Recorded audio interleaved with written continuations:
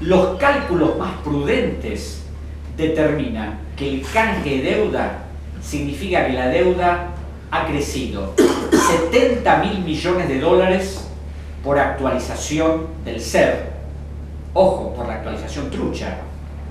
Si el SER se hubiera actualizado de acuerdo a las cifras que hoy se están manejando, si realmente la deuda hubiera crecido de una manera descomunal. Pero bueno, como los acreedores aparentemente no protestan por todo lo que pasó en el 2007 hasta el año pasado, pero ahora esos bonos emitidos en pesos van a ser ajustados el 3 y pico en enero, el 3 y pico en febrero, y si el cálculo que se establece para este año es del 32 o 35%, esa deuda en pesos va a crecer un 30% en solo un año. A esto se suma que con canje y sin él teníamos obligaciones a vencer hasta el año 2089 si la Argentina pagara regularmente sus obligaciones. Por supuesto, la Argentina no las paga. La Argentina paga intereses y un mínimo capital y refinancia el capital. Eso significa que pagamos un promedio de 11.000 millones de dólares por año y nos endeudamos otros 11.000 millones cada año. Ahora bien, hay muchas explicaciones para mostrar que nos estamos desendeudando, porque es lo que habrán oído ustedes hablar. Nos estamos desendeudando. ¿Por qué nos estamos desendeudando? Primer cálculo. La deuda en relación al PBI en el año 2001 era del 160%. La deuda en relación al PBI de hoy es el 45%. Si uno toma esos valores, la deuda bajó. Lo que por supuesto, los que hablan de este cálculo no dicen que el PBI del año 2001 eran 85.000 millones de dólares y el PBI de hoy excede los 400.000 millones. Entonces, no es que la deuda bajó en valores absolutos, sino que el PBI subió, por un lado. Por otro lado, esta misma explicación la dio José Alfredo Martínez de Oz cuando fue a declarar a los tribunales, y el juez, donde le tomó declaración indagatoria, le preguntó, y él dijo lo mismo, que la deuda en relación al PBI estaba bajando, que con un año de exportaciones se pagan los servicios de la deuda, los mismos argumentos que se dan hoy. Y ahí conviene señalar el otro tema del desendeudamiento, y es la deuda intraestado. Es decir, que ahora tenemos un 45% de deuda en manos de acreedores extranjeros y un 55% de deuda intraestado. Pero claro, decir deuda intraestado significa deuda del Estado consigo mismo. Y acá, el ANSES, el Fondo de Garantía y Sustentabilidad del ANSES, al que se le saca dinero para pagar la deuda y se le entregan títulos, es una entidad para resguardar los dineros de los jubilados. O sea, la plata del ANSES no es plata de la cual el Estado puede disponer discrecionalmente. A esto se suma que también se toman recursos del Banco de la Nación, que son recursos de los ahorristas, porque el Banco de la Nación tiene un capital que no es del Estado Nacional. Y a esto se suma también lo que es la depredación del Banco Central. Y respecto al Banco Central, es importante tomar algunas cifras que muestran cómo se maneja esto a lo que son tan dados los economistas, de mostrar que lo que es blanco es negro y lo que es negro es blanco. Todos dicen que el Banco Central hoy está viendo ámbito financiero, tiene en este momento 27.250 millones de dólares de reservas. Hace 2 años tenía 52.000 millones. Ahora tiene 27.250 o 275. ¿Por qué? Porque le fue entregando dólares permanentemente al Estado para pagar la deuda, y el Estado, ¿qué le entregó? Letras intransferibles a 10 años de plazo con tasa de interés negativa. Cuando uno ve el balance del Banco Central, yo lo veo todas las semanas, se dice activo 109.000 millones de dólares. Pasivo, en uno de los últimos informes, eran alrededor de casi 90.000 millones. O sea, que de acuerdo al activo y al pasivo, el banco tiene un patrimonio neto de 28.000 millones de dólares. Es falso. ¿Y por qué falso? Porque en el activo se contabilizan 44.000 millones de dólares de letras intransferibles, papeles sin ningún valor, otorgados por el Tesoro Nacional. Es decir, contablemente es lógico que el banco lo ponga en sus estados contables, pero en caso de una corrida bancaria, de una emergencia, esos papeles son papeles que son intransferibles, no se pueden negociar a nadie y además no tributan interés.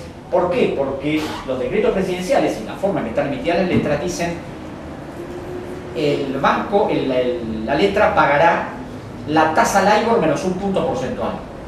La tasa LIBOR en este momento es del 0,51%, menos un punto, o sea, tasa negativa. No reditúa absolutamente nada. Entonces, vivimos en el mundo de las ficciones, porque patrimonio de reservas del Banco Central, 27.275 millones de dólares. Hay que descontarle 12.000 millones de encajes, que es dinero de otros bancos en el Banco Central. Ya no son 27, sino que son 15. A esos 15 hay que descontarles entre 3.500 y 4.000 millones de dólares de préstamos de otros bancos al Central, que es deuda. Entonces ya de 15 nos quedamos con 11. Y estos 11 también son teóricos. ¿Por qué son teóricos? Porque en este manejo notable de la economía argentina, el gobierno nacional no tiene reservas genuinas a través de lo que le queda entre lo que recibe y lo que paga, sino que compra dólares con emisión monetaria. Emite pesos y compra dólares. Para evitar que esa enorme emisión monetaria cause efecto inflacionario mucho más de lo que ya tenemos, los esteriliza, es decir, recupera los pesos a través de la emisión de letras del banco a corto plazo, lo que se llama la deuda cuasi fiscal del banco. En este momento, esa deuda cuasi fiscal llega a los 18.000 millones de dólares. Y la última colocación ha sido hace una semana al 28,5% de interés. Un interés que no paga ni el último país del África Negra. Ahora, en este problema que yo planteaba al principio, y cuando le contaba cómo el presidente Correa habla contra... Claro, Correa no dice mi partido, dice la partidocracia, porque engloba a estas dos partes que son exactamente lo mismo, y los radicales no se diferencian en gran parte del partido oficial en este momento. Ellos han convalidado todo esto sin cuestionarlo nunca. Uno ve los diarios de sesiones, es muy simple, el último canje, ellos aprobaron el canje sabiendo que era un canje fraudulento. En 2009 aprobaron el canje sabiendo que era un canje fraudulento. Ahora, no es que están aprobando una cuestión mínima, la venta de una empresa, no, están convalidando el fraude más descomunal de la historia económica del país. Un fraude que condiciona la vida de los argentinos, un fraude que condiciona toda la estructura económica. No es que estamos firmando un proyecto o una ley para que se solucione un aspecto que, bueno, es coyuntural. No, esto no es coyuntural. Entonces, cuando yo les decía al principio que acá hay dos grandes responsables que algún día tendrán que responder ante el juicio de la historia por qué lo han hecho, porque además uno ve los discursos, ve las posiciones y son absolutamente coincidentes. Y no es que uno lo vea solo en el plenario. Cuando Pino presentó el primer proyecto para la creación de la Comisión Bicameral de Investigación de la Deuda Pública, el proyecto jamás llegó al plenario. El Frente para la Victoria se encargó de frenarlo, y cuando le pedimos a algunos diputados radicales que colaboraran para que eso se fuera puesto en el plenario, nos dijeron siempre invariablemente que no. Y cuando se volvió a presentar de nuevo el proyecto, en 2011, en 2012, volvió a pasar exactamente lo mismo. Ya en ese momento ni siquiera quisieron acompañar el proyecto por razones formales. Ahora, la presidenta Cristina Kirchner dijo hace unos meses que la Argentina había pagado 173.000 millones desde el 2003 hasta hoy, o hasta cuando habló el año pasado. Yo hice un cálculo. La dictadura dejó 45.000 millones en el 83.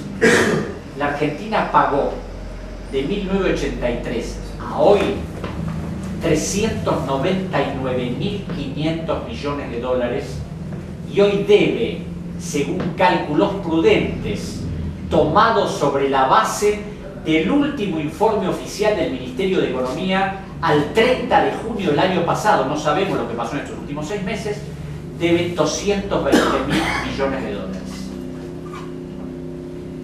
Un país que tiene ese sistema de endeudamiento, que tiene esa manera de manejar la deuda, que tiene una dirigencia política de una mediocridad apabullante, que es incapaz de cuestionar esto más allá del discurso, porque claro, discursos hay muchos, pero cuando hay que firmar, firmamos siempre lo mismo.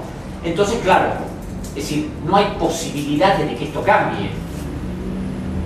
Y no hay posibilidad de que esto cambie porque no es que uno diga, bueno, el Frente para la Victoria plantea esto, pero hay una oposición sólida que plantea al otro. No, no lo plantea.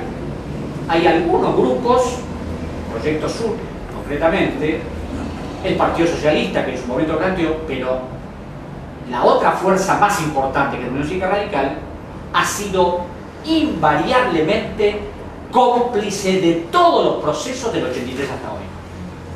Claro, el presidente Correa, a veces me dicen cómo Correa pudo hacer lo que hizo, y es muy simple. Correa tomó el poder sin aliarse a ninguno de los dos grandes partidos porque sabía que iba al muere. Y aun cuando le sugirieron la posibilidad de hacer una alianza que podía llevarlo a la presidencia, prefirió jugarse solo porque el pueblo ecuatoriano estaba hastiado de esos dos grupos políticos que lo habían manejado y saqueado durante 40 años. Y por eso pudo subir, y por eso pudo hacer lo que hizo, porque no tenía condicionamiento de ninguna naturaleza. Pues claro, hablando del presidente, hace exactamente 20 días, porque él me acaba de designar miembro de la comisión que investiga los tratados bilaterales de inversión, me decía, si yo me hubiera aliado con Sociedad Patriótica o con el grupo de Novoa, claro, hubiera sido más fácil. O sea, yo tuve que ir a un balotaje y gané. No hubiera ido al balotaje, hubiera ganado en primera instancia.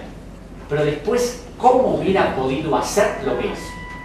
Si estaba condicionado por esa fuerza política que de ninguna manera iba a apoyar a través de sus legisladores lo que yo planteaba.